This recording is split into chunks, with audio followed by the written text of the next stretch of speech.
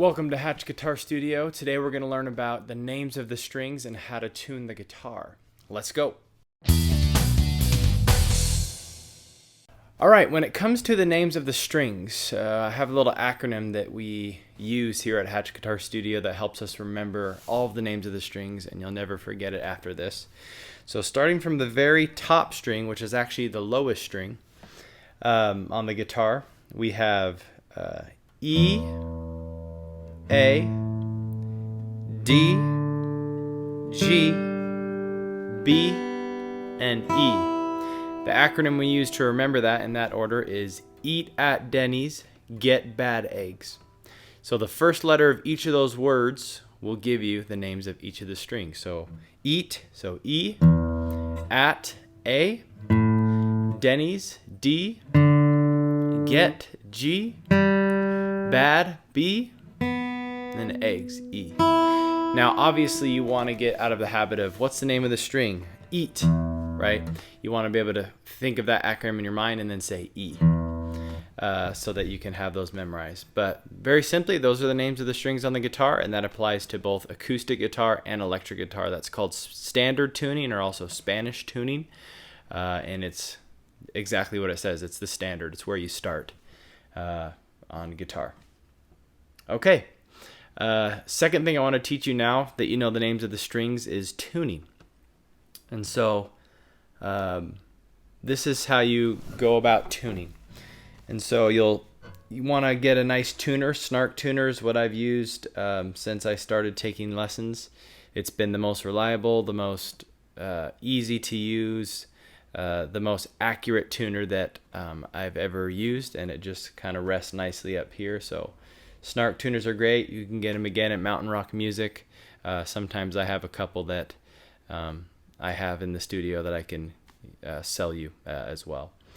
So, alright, so how it works, you're going to hit the string, and then this little guy kind of moves up and down, and where you want it to get is right on the green. So, and when you tune on the top tuning pegs, when you tune your tuning pegs away from you, it's going to get higher in pitch. I'll show you what I mean. So if we're right here and I go, it goes up. And then when we get lower, so when you turn it towards you, it's going to get lower. So right now it shows on here D sharp, and I'll probably zoom in so you can see what this kind of looks like on my end after I show you this. It says D sharp, so we want to get that up to E. The musical alphabet goes A, B, C, D, E, F, G, and then it starts over at A, and you keep going. So if you want to get up to the next letter, you want to get higher. If you want to get down to the letter before it, you want to get lower. So we're almost here. It shows E. Now we got to get it to where it's right on that green little dot. There we go. Do the same for this. So it's a little bit lower at G sharp, so we want to get it up to A. Just kind of keep hitting your guitar. Beautiful. Strumming your guitar. Okay, we're at D there. Okay, now we need to get at G. Here's the little part here. On the bottom strings, if your guitar is tuned correctly, or if your guitar is stringed correctly, it's the opposite. So if you want your guitar to get lower, you're going to turn it away from you. If you want your guitar to get higher, you're going to turn it towards you. So it's opposite when you go to the bottom strings. And another thing is you always want to follow your string up to the correct tuning peg. Because if you start tuning the wrong tuning peg and it's not the same string you're hitting and trying to tune, you could pop a string. And so that's something you got to watch out for. So G, so it needs to get a little bit higher. So let's turn it towards us. B, we'll go turn it up.